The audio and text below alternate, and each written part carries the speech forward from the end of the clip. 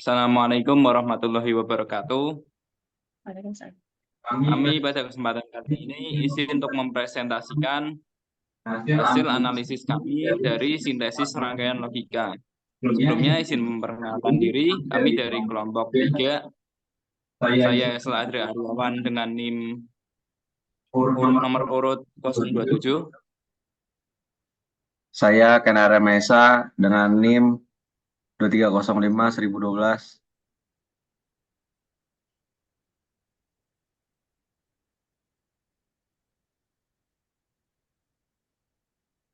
Saya Brida Lanjut. Sangrita dengan NIM 2305100006. Saya Mediva Noval Fernandika dengan NIM 2305-1010.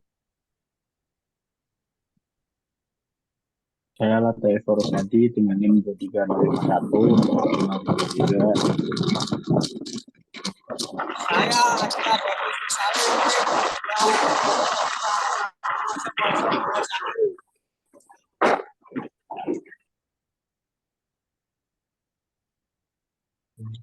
Salim Baik, kami izin melanjutkan presentasi untuk topik pembahasan yang pertama, yaitu bentuk kanonik yang terdiri dari SOP atau Sum of Product dan POS atau Product of Sum.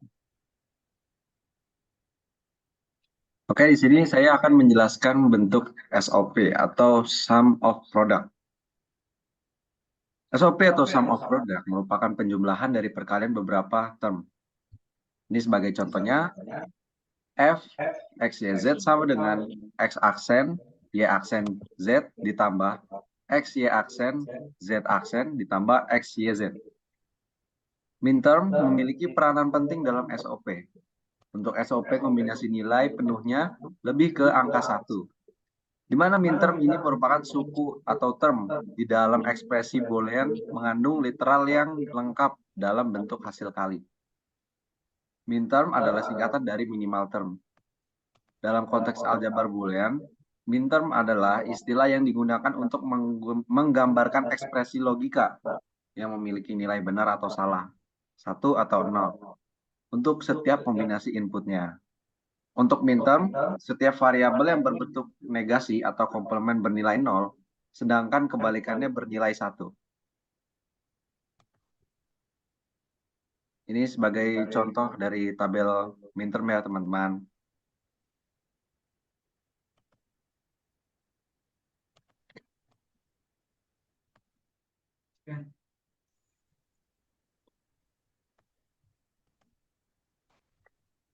Baik, untuk yang selanjutnya adalah POS atau Product of Sum.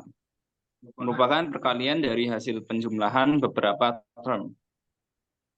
Untuk rumusnya yaitu function X, Y, Z sama dengan X plus Y plus Z kali X plus Y aksen plus Z dikali X plus Y plus Z aksen dikali X aksen plus Y plus Z dikali X plus aksen Y aksen plus Z. Untuk menentukan POS, kita menggunakan max term, di mana jika variabel tersebut negasi atau komplement, maka nilainya 1.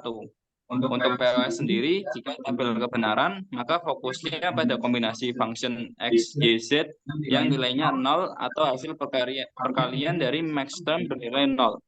Max term merupakan kebalikan dari min term, di mana pada max term ini variabel yang dinegasikan atau komplement atau yang nilainya beda, maka term tersebut bernilai 1.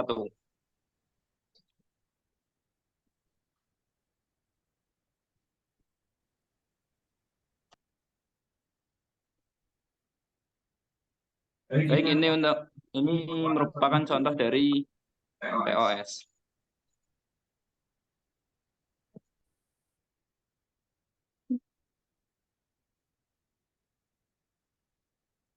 Oke, baik. Untuk contoh soalnya yang pertama itu nyatakan bentuk fungsi X, Y, Z sama dengan negasi Y ditambah XY ditambah negasi X, Y, negasi Z dalam bentuk SOP. Seperti yang sudah dijelaskan, SOP termasuk ke dalam sum of product, yaitu penjumlahan dari beberapa term perkalian. Nah, untuk term pertama itu kan negasi Y. Nah, untuk membuat sebuah fungsi, SOP sendiri itu harus ada 3 variabel dari fungsinya tersebut. Jadi harus ada X, Y, Z. Nah, untuk term pertama itu cuma negasi Y. Jadi yang kita butuhin itu ada variabel X dan variabel Z. Nah, di sini kita gunain hukum komplement di mana A ditambah negasi A sama dengan 1. Maka untuk negasi Y sendiri dikaliin sama X ditambah negasi X dikali Z ditambah negasi Z. Di mana perkalian ini tidak mengubah nilai dari term negasi Y itu sendiri. Maka untuk term yang pertama, dihasilin X negasi YZ ditambah X negasi Y negasi Z ditambah negasi X negasi Y Z ditambah negasi X negasi Y negasi Z. Nah, untuk term kedua, itu udah ada 2 variabel, yaitu X dan Y. Kita butuhin 1 variabel lagi, yaitu variabel Z. Nah, di sini kita juga gunain hukum komplement, yang berarti kita perlu Z ditambah negasi Z. Maka dihasilin X, Y, Z ditambah X, Y, negasi Z. Nah, untuk term yang ketiga itu udah cakup 3 variabel nih. Jadi, untuk fungsi SOP-nya sendiri itu fungsi X, Y, Z itu sama dengan X negasi YZ ditambah X negasi Y negasi Z ditambah negasi X negasi YZ ditambah negasi X negasi Y negasi Z ditambah XYZ ditambah XY negasi Z ditambah negasi X, Y, negasi Z.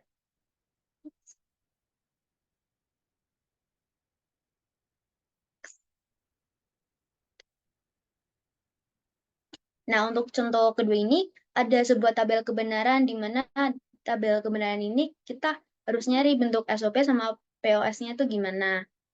Next.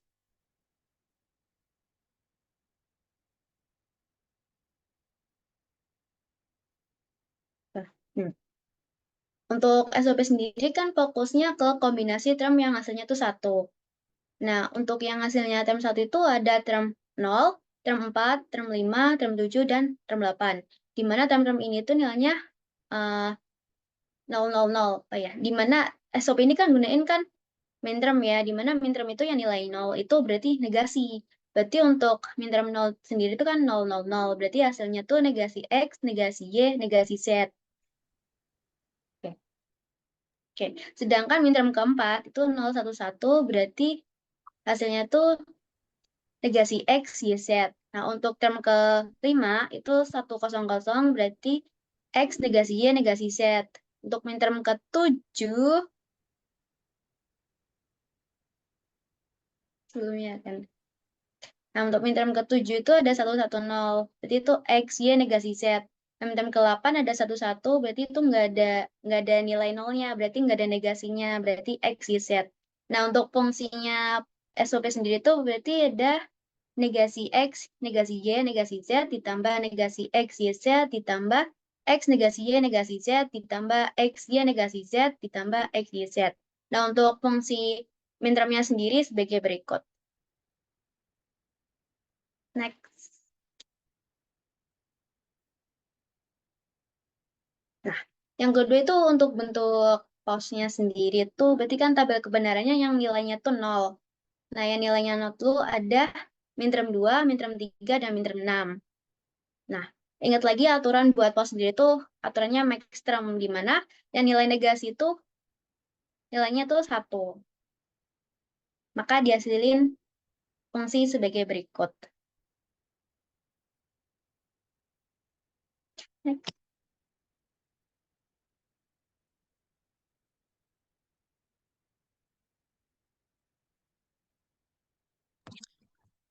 Untuk materi selanjutnya adalah materi Keymaps. Keymap atau Karnaug Map adalah metode untuk menyederhanakan fungsi logika dengan menggunakan pemetaan kotak-kotak. Kotak-kotak ini mempresentasikan kombinasi input dari fungsi logika yang sedang dianalisis dengan jumlah kotak yang sama dengan jumlah variabel atau inputan dari rangkaian logika tersebut. Next.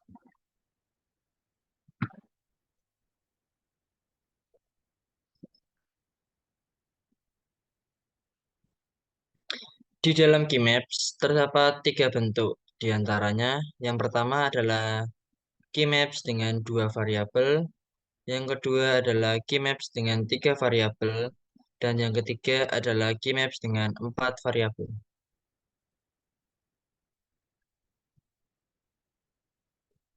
Next.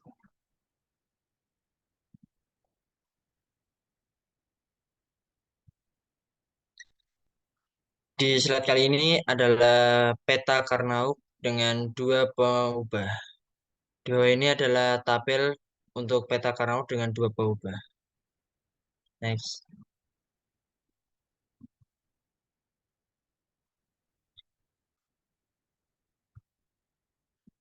Dan kali ini yang kedua adalah peta Karnaug dengan 3 pengubah beserta tabelnya yang di bawah ini.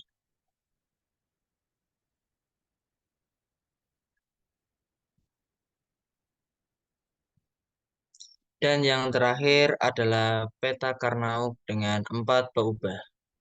Dan bisa dilihat tabelnya di bawah ini.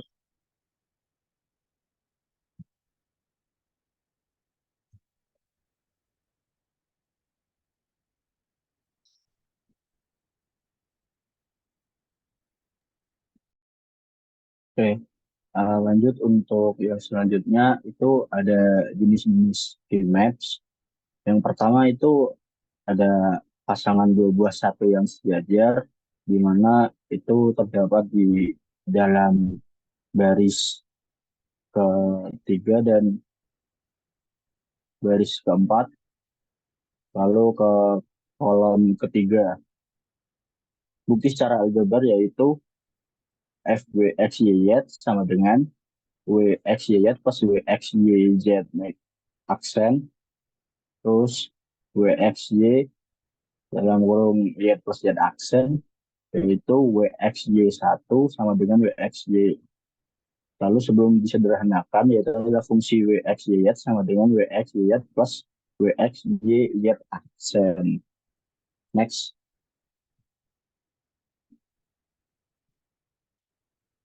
Selanjutnya ada quad, yaitu 4 buah satu yang sejajar. Bisa dilihat di kolom ketiga, itu sat, ada 4 buah satu yang sejajar. Lalu next.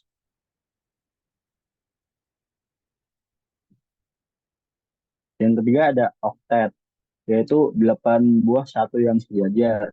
Di dalam tabel diperlihatkan dalam kolom ketiga dan keempat, di mana itu ada total 8 buah satu yang sejajar.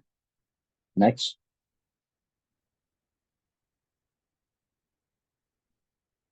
Lalu untuk syarat menentukan key-map sendiri yaitu adalah yang pertama, carilah angka satu yang sejajar dan segaris. Lalu cari yang saling berdekatan dan variabel satu yang sudah digunakan boleh digunakan kembali.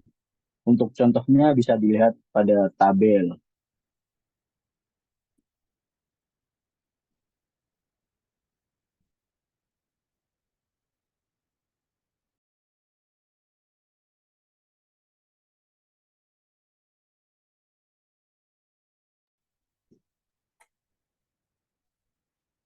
Ya, di sini saya akan menjelaskan tentang contoh soalnya. Gambarkan peta Karnaug untuk F XYZ sama dengan XY plus Y. XZ plus Y. Penyelesaian kita pilih untuk masing-masing suku. Pertama, XZ diketahui X semua kotak pada baris kedua. Z semua kotak pada kolom ke-1 dan kolom ke-4. Tulisan dari baris kedua dengan kolom pertama dan kolom ke-4 menyatakan filter yang mempresentasikan Z. Isikan kotak-kotak yang berisikan dengan 1 seperti ditunjukkan pada gambar di bawah ini. Bisa dilihat gambarnya.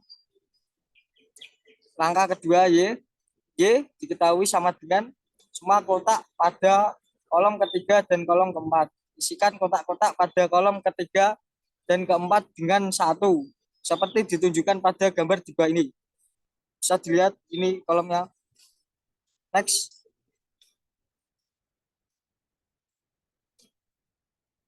Angka ketiga, gabungkan 1 dan kedua dan isikan kotak-kotak pada kosong dengan kurung buka, kurung tutup. Peta Carnot yang mempresentasikan F, X, Y, Z sama dengan X, Y plus Y adalah seperti tabel di bawah ini. Bisa dilihat tabelnya. Next.